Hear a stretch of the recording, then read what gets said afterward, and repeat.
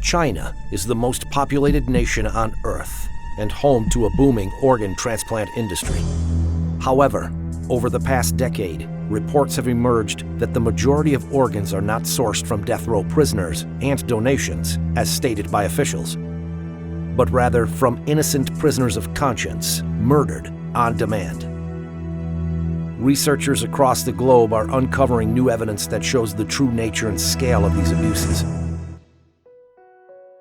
In June 2016, 3 independent investigators jointly published a 680-page report of irrefutable evidence. China, to my knowledge, is the only country in the world where the government-run industrial program kills people and sells their organs. Endless hospitals in here. We go into them in great detail. That we're talking about a very large hospital, endless amounts of transplant surgeons and transplant teams. I was really surprised how high the number was. I mean, as I say, it's multiple between 6 and 10 of the official figures. Hearings were held by the U.S. Congress, the British Parliament, the European Parliament, and the Canadian Parliament. The U.S. House of Representatives unanimously passed a resolution condemning the systematic state-sanctioned organ harvesting from non-consenting prisoners of conscience. China's killing for organs is making a major appearance across media outlets all over the world.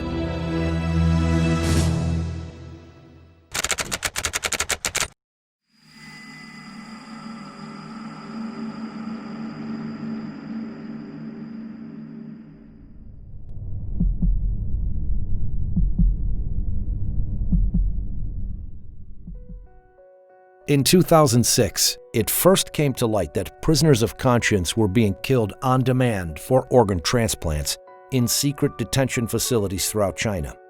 The first 2 researchers to investigate were David Kilgore, former Canadian Secretary of State for Asia Pacific, and David Matas, an international human rights lawyer. When we started in 2006, I didn't know where the trials would lead or what the conclusion would be. The initial surprise and disappointment was that this was true, that it was happening throughout China, and it was happening from 2001 to the date of our report. Kilgore and Matas released their first report in July 2006 and later published the book Bloody Harvest. Around the same time, Ethan Gutman, an independent investigative journalist based in London, he spent 7 years doing his own research before publishing The Slaughter in 2014. We made the point that it was really prisoners of conscience, we believe, are making up the bulk of these organs that are out there.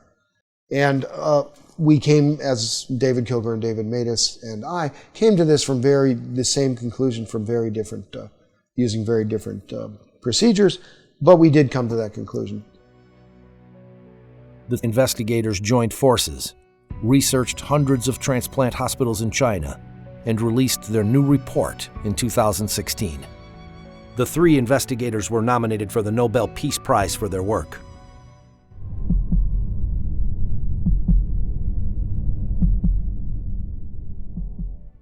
Discovering exactly how large the transplant industry is in China and how many victims there have been is difficult.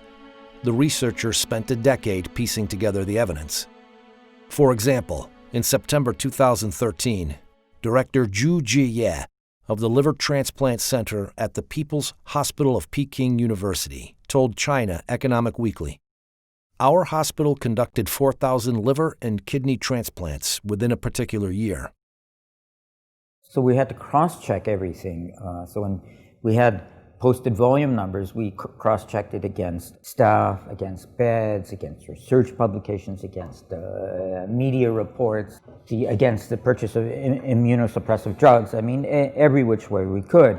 And what we were able to do by all this cross-checking is develop a consistent picture. And in that particular case, we came to the conclusion that yes, this claim of 4,000 was real. Shenzhen Central Hospital, they have 500 beds. It's actually over that now. 500 dedicated transplant beds. Now, they were claiming in their internal communications at several points to be doing 131% occupancy. What that means, again, 20 to 30 day stay, or what it suggests is they're doing about 5,000 transplants per year.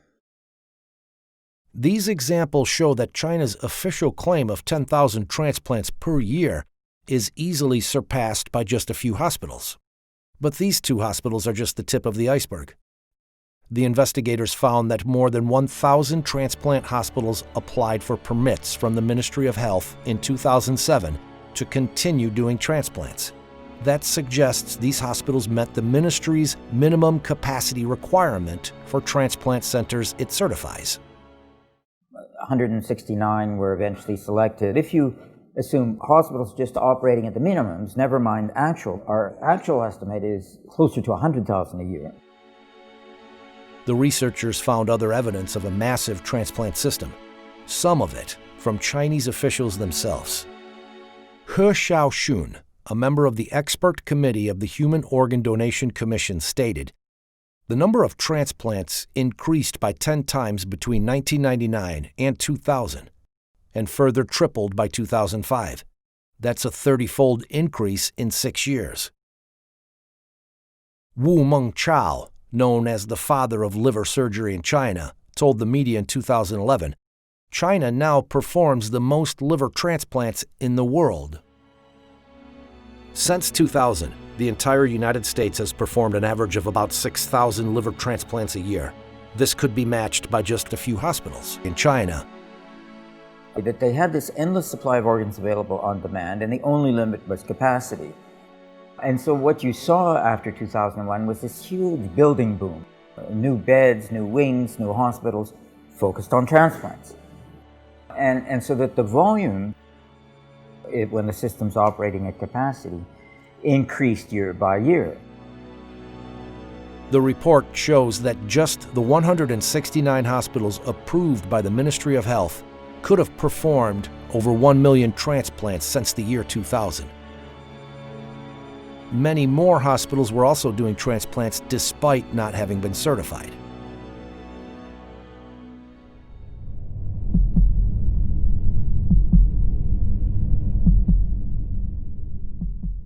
Organ transplantation has been continuously incorporated into the National 5-Year Plan and has become a high priority in China's national strategy. A large number of organ transplant research and training projects are funded under the major national programs and funds. The investigators found that China International Transplantation Network Assistance Center, CITNAC, listed transplant prices for foreigners on its archived website. It was bringing in about $9 or $10 billion a year, this industrial transplant operation going on across China now.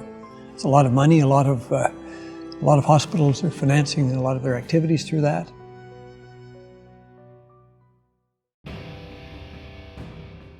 They're watched very, very closely indeed by the top leadership. So they're fully aware of this, as well as the fact that Wang Lijun, one of the Bo Xilai, who was a contender for the Chinese presidency, this was his right-hand man. He was the most famous policeman in all of China. Here he is directing organ trafficking. I mean, he had a center which did this. He was given an award for doing this, and specifically for coming up with a new lethal injection method. He did thousands of transplants by his own admission in the award ceremony. He talks about that. CITNAC website stated, "We need to give all of the thanks to the government for the support extended for our completing such a large number of organ transplants every year. This is a one-of-a-kind in the world."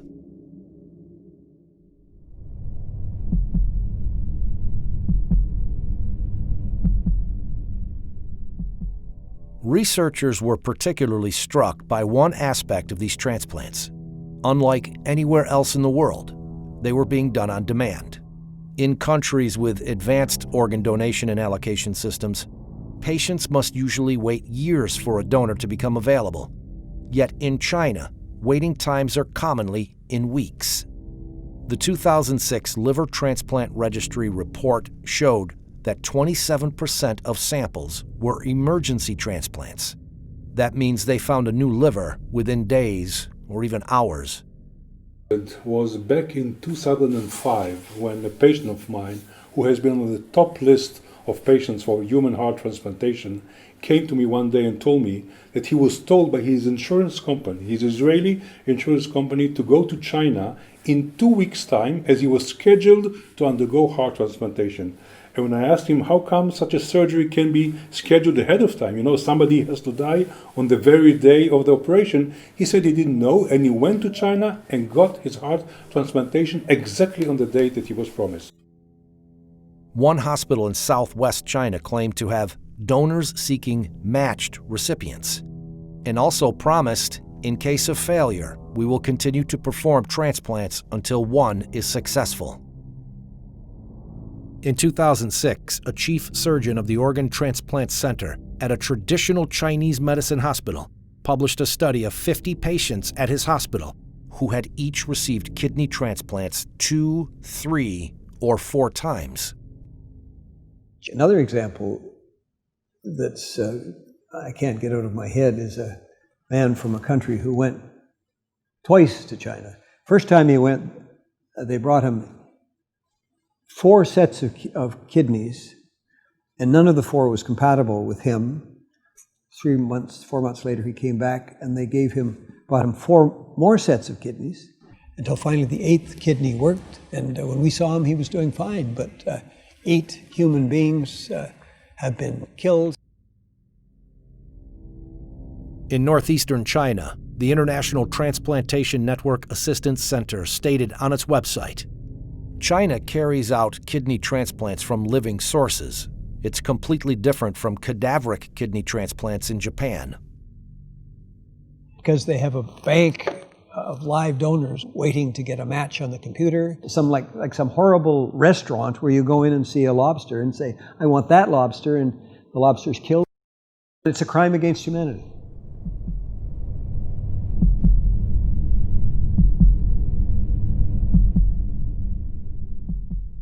The Chinese government claimed that the vast majority of organs came from death row prisoners, and later, donations. However, international organizations estimate that the number of death row executions at thousands each year since 2000, and decreasing. Chinese tradition requires that bodies remain whole after death. There was no organ donation system in China before 2010. Even today, there are very few donations. Therefore, these two sources combined account for only a tiny fraction of all transplants performed in China. China started performing transplants with organs harvested from executed prisoners at a small scale in the 70s. In the years that follow, it also started using organs from prisoners of conscience. In 1999, the crackdown of Falun Gong starts. That is the largest action of scale by the Chinese Communist Party since the Cultural Revolution. And by 2000, 2001, that's when you have this explosion of transplant activity. We see continuity in the numbers over time. Falun Gong is as I call it, it's kind of a Buddhist revival group. It doesn't have churches and so forth, doesn't have temples. What it has is sort of common beliefs. These shared beliefs revolve around self-improvement based on the values of truthfulness, compassion, and tolerance. By the end of the 1990s, the Chinese government estimated that over 70 million of its citizens were practicing Falun Gong. Jiang Zemin, the head of the Communist Party at the time, saw Falun Gong's popularity and revival of traditional values as a threat to his rule, and launched a violent campaign to eradicate it in July 1999. Hundreds of thousands of Falun Gong practitioners from all over China traveled to Beijing to appeal to the central government, only to be arrested and tortured. When many refused to disclose their identities to protect their families and friends, they became part of a large, anonymous population held captive by the state. More practitioners were rounded up all across China. This is when large numbers of them started disappearing without a trace.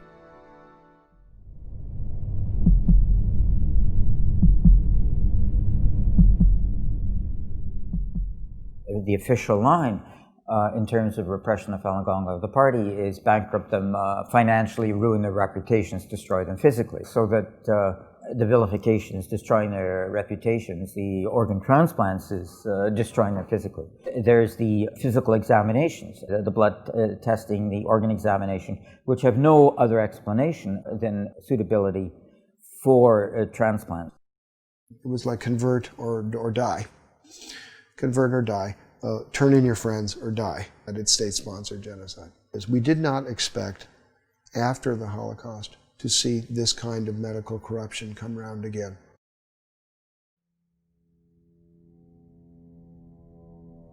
How can doctors, people trained to heal, harvest organs from living people for transplants? Educated and raised in China, Enver Tohti is an ethnic Uyghur surgeon, currently living in London. He was told to extract the organs from a living prisoner in 1995. They made you disabled to think yourself. My whole body just become a robot, just performed to do what I have been programmed to do. So anybody, if they label it themselves other than communism, Communist Party or member, then they will be treated as an enemy of the state. Therefore, they are not even qualified as human beings, and therefore they are subject to whatever punishment is available. They made you genuinely believe what you are doing is for a good cause. It is little later I realized I shortened this man's life. That is equal to a killer. I killed him. This thing is haunting me. I have to tell the world to release the things inside my heart to get a little relief.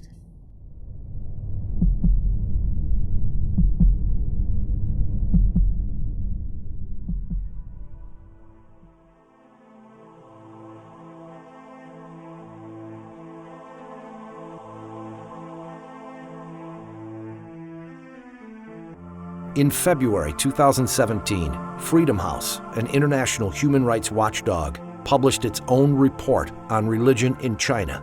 It noted that a review of available information regarding organ transplants had found credible evidence suggesting that, beginning in the early 2000s, Falun Gong detainees were killed for their organs on a large scale.